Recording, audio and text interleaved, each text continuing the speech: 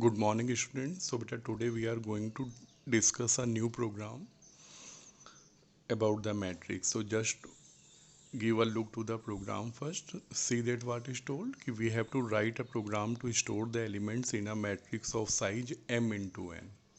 Okay, where m is the number of rows and n is number of columns. Print the matrix along with the largest element and its row and column indices. Children, what it means ki we have to create a matrix of size m into n. Now see that it is surprising. Children, in this program the number of rows and number of columns are not given.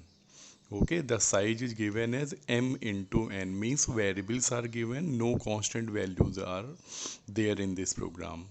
So it is also a new kind of program, so we have to learn it very carefully. Okay, after that the problem is that ki after creating the matrix, for example, suppose so if the value of m is 2 and value of n is 3, यानी कि 2 rows होंगे and 3 column होंगे. So first of all you have to create a matrix of 2 rows and 3 column, and after storing the element in that matrix, children. So now see that we have to print the matrix, and finally we have to find out that which is the largest element. For example, in this program what is shown in the output ki if the matrix is having these 6 elements, so then find out which is the largest element. It is 46, and after that we have to print that element, and we have to also print its row and column index. For example, here it is shown that row is 1 and column number 0, means the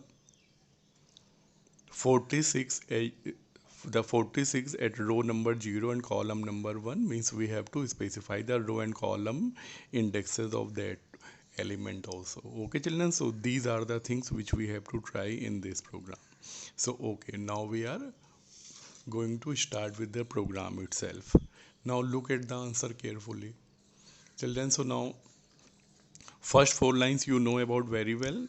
Import java.util, the name of the class is given, then public static void main is there, scanner is also there, and now look, system.out.println input size m and n. Okay, children, so here you know that the value of row and columns are not given in this program. It means कि we have to take the input of number of rows and number of columns from user. It means how many rows and columns you need in that matrix. So first of all I am taking the entry of m, and you know that m represents the number of rows. So integer m equal to s dot next int, and suppose that if you entered 2, means कि we need 2 rows and the value of m will be 2 now. Okay, the value of m will become 2. After that move to the next line, integer n equal to s dot next int, means the value of n, yani कि number of column you entered suppose 3. Okay, so children, now you have got the number of rows and number of columns. So now in the next line, children, now we can declare our matrix. So integer matrix equal to new integer mn. Now children, look here very carefully. While creating the matrix, in place of the rows and column we are giving the names of these variable m and n. Okay, and you know that value of m is 2 here and value of n is 3 here, and you know that this new keyword will allocate the memory for them. Okay, so a matrix will be created here in this manner, having 2 rows and 3 columns. Okay, the row indexes will be 0 1 and column indexes will be 0 1 2. Okay, so now children, when you have got the number of rows and number of column and you have also created the matrix, now our next job will be to input the element for that matrix. So now look at this part, system.out.println input elements. Okay, and children, now again in the same manner as we did it in previous programs also, you will run the loop for R and C, but now see the loop of R will run from 0 to less than M. Okay, now you know that you enter the value of m as 2, so the loop will run from 0 to less than 2, यानी कि 0 से लेके 1 तक, एक बार r 0 होगा, एक बार r 1 होगा. और in the same way the loop of C will run from 0 to less than n, and you know that the value of n we entered as 3, so loop of C will run from 0 to less than 3, means 0 1 2.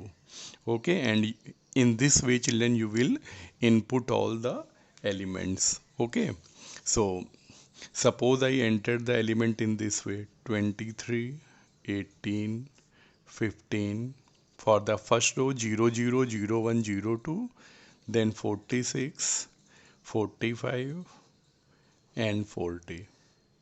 Okay children, so in this manner the value of this matrix will be entered. So children, we entered 6 element in this matrix. Now children, our next job starts. Children, we have to find out that which is the largest element in that matrix. Okay, along with its row and column index. हमें उसका row index and column index भी print करना है कि वो matrix में किस position पर है. ठीक है, तो ये कैसे करेंगे? इसके लिए बेटा देखिए हमने क्या किया है, ऊपर हमने यहाँ पे कुछ वेरिएबल लिए हैं, ऊपर अपने प्रोग्राम में वेरिएबल डिक्लेयर किए हैं, इंटीजर आर सी, और इसके बाद देखिएगा ये 3 वेरिएबल जो हमने अलग से लिए हैं. एक है बेटा आर आई, ठीक है कि नहीं, एक है मेरे पास क्या आर आई. ठीक है, आर आई की वैल्यू कितनी है यहाँ पे 0. दूसरा वेरिएबल है मेरे पास सी आई की वैल्यू कितनी है, ये भी कितनी है 0. ये पता हमने क्यों लिया R I and C I? Children, these are the variables which will take care of the row index and column index of the largest element. ये आपके मैट्रिक्स में जो भी लार्जेस्ट एलिमेंट है उसके रो इंडेक्स एंड कॉलम इंडेक्स को अपने पास store करेगा. ठीक है, और इसके अलावा जो एक और एलिमेंट कौन सा है, मैक्स. मैक्स क्या करेगा बेटा, max will store the largest element. ठीक है, कि लार्जेस्ट एलिमेंट की वैल्यू कितनी है, तो वो अभी हमने यहाँ पे नहीं बताई थी, वो अब हम जब ये यूज़र से एंट्री हो गई अब आगे बढ़िए और यहाँ पे देखिए मैंने क्या बोला यहाँ पे, मैक्स इक्वल टू मैट 0 0, यानी कि बेटा मैट 0 0 पे कौन सी वैल्यू है ज़रा चेक करिए 23. तो बेटा मैक्स में मैंने क्या डाल दिया 23 डाल दिया. ठीक है, तो ये देखिए 23 है, आर आई की वैल्यू 0 और सी आई की वैल्यू 0, यानी कि अभी 0 0 पे जो नंबर है वो कौन सा है 23 है. तो इसको बेटा मैंने पहले अपने पास इनिशलाइज कर लिया. अब पता है मैं क्या करने वाला हूँ, अब बेटा मैं अपने मैट्रिक्स के जितने भी एलिमेंट हैं, ये जो 6 एलिमेंट हैं, मैं इन सबको मैक्स से कंपेयर करने वाला हूँ कि क्या कोई नंबर ऐसा है जो मैक्स से बड़ा है. ठीक है, 23 से बड़ा है कोई, तो जो भी नंबर इससे बड़ा आएगा that element will replace the value of the max. Okay, कैसे होगा आइए करके देखते हैं. तो बेटा अब देखो यहाँ पे अब मुझको मैट्रिक्स को प्रिंट भी करना है और एट द सेम टाइम मुझको ये भी चेक करना है कि वो एलिमेंट मैक्स से बड़ा है कि नहीं. Okay, so all of you know very well about the program segment which is use to print the matrix. तो क्या करेंगे हम लोग, मैट्रिक्स को प्रिंट करेंगे कैसे, in the same way you will run the loop of R and C, row and column. तो यहाँ पे आपने देखिए यहाँ पे प्रॉपर वे में अपने रो एंड कॉलम के लूप चला दिए. रो का लूप चलेगा 0 से लेस देन एम और सी का लूप चलेगा 0 से लेके लेस देन एन, यानी कि पहली बार सपोज आर की वैल्यू बेटा कितनी है 0 है और सी का लूप कहाँ से चलेगा 0 से लेके 1 2 तक, आपको पता है. तो यानी कि 3 बार क्या क्या वैल्यू होंगी 0 0 0 1 एंड 0 2. ठीक है, ये देखिए 0 0 0 1 एंड 0 2. तो पहली बार में आपकी ये 3 वैल्यू आपकी प्रिंट हो जाएंगी. ठीक है, जो मैट्रिक्स आप प्रिंट कर रहे हो, तो आपका ये मैट्रिक्स 23 18 और 15 ये 3 एलिमेंट प्रिंट हो जाएंगे. बट बेटा साथ में एक काम और भी होगा. देखिए जब पहला एलिमेंट प्रिंट होगा 0 0, तो जैसे 0 0 फर्स्ट एलिमेंट आपका प्रिंट होगा मॉनिटर पे, इसके तुरंत बाद ये चेक भी करेगा कि इफ़ मैट आर सी, यानी जो एलिमेंट आपने प्रिंट किया है, if that element is greater than max. ठीक है ना। अब जैसे यहाँ पे ये तीन वैल्यू कौन कौन सी हैं, देखिए पहली वैल्यू कौन सी थी यहाँ पे, 0 0 पे 23 है।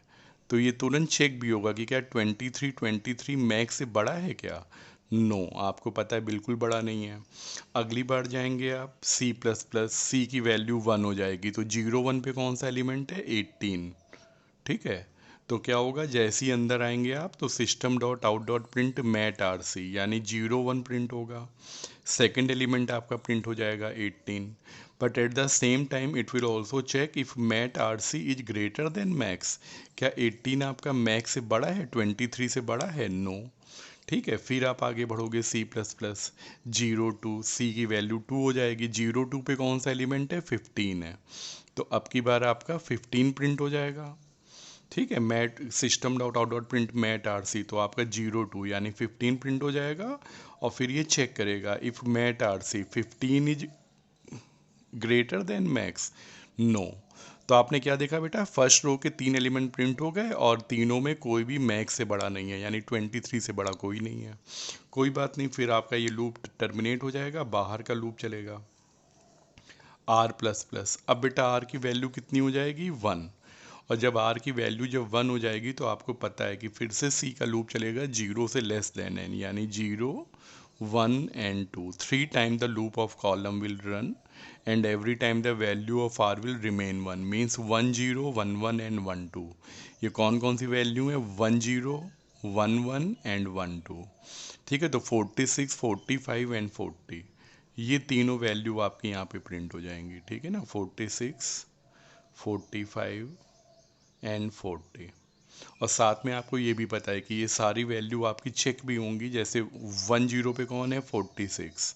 तो बेटा ये 46 को चेक करेगा if it is greater than max, ये लाइन चली मैट आर सी, यानी कि 1 0 प्रिंट हुआ, 1 0 चेक होगा क्या ये मैक्स से बड़ा है, चेक करिए 46 इज ग्रेटर देन 23, यस। तो अंदर आ जाइए और देखिए क्या लिखा हुआ है, max equal to mat R C. तुरंत बेटा मैक्स की वैल्यू जो 23 है ये चेंज हो जाएगी और यहाँ पे मैट आर सी यानी 46 स्टोर हो जाएगा। ठीक है ना। तो देखिए 23 को इसने रिप्लेस कर दिया 46 ने, और साथ में अब आपको पता है ना 46 का आपको यहाँ पे रो एंड कॉलम का जो एड्रेस है वो भी अपने पास स्टोर करना है कि ये कहाँ पे मिला है। तो आइए देखिए इसके बाद अगली लाइन, जब मैक्स में आपने मैट आर सी की वैल्यू कॉपी कर ली, after that look at the next line, R I equal to R. ये जो आर आई में आपने 0 स्टोर किया था वहाँ पे आर की वैल्यू स्टोर करो। तो आर की वैल्यू पता है ना इस समय कितनी है, 1 है, तो यहाँ पे 0 हट के कितना हो जाएगा, 1 हो जाएगा।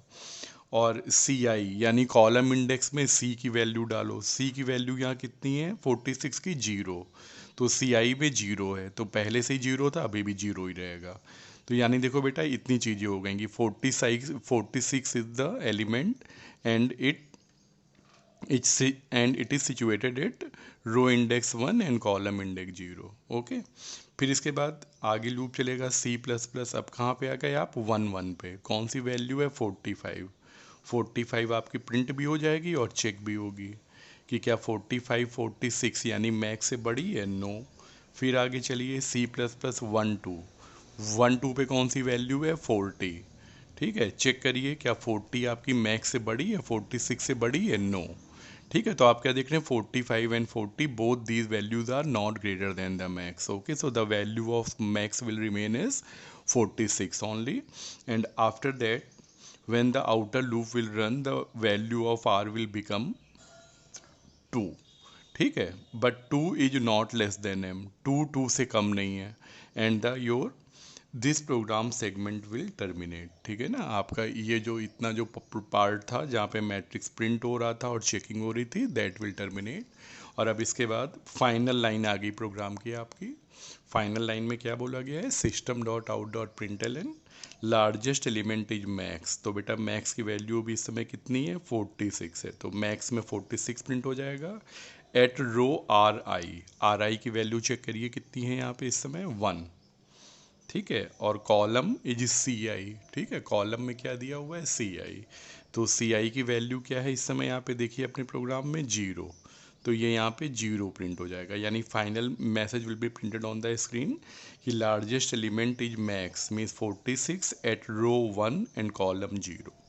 ओके चिल्ड्रन, तो ऐसे हम लोग यहाँ पे लार्जेस्ट एलिमेंट को प्रिंट कर लेंगे। अब मैं आपको इसी सेम लॉजिक पे एक नेक्स्ट क्वेरी दूंगा in form of a assignment और something, and you have to give the proper answer for that. Okay children, चलिए, थैंक यू।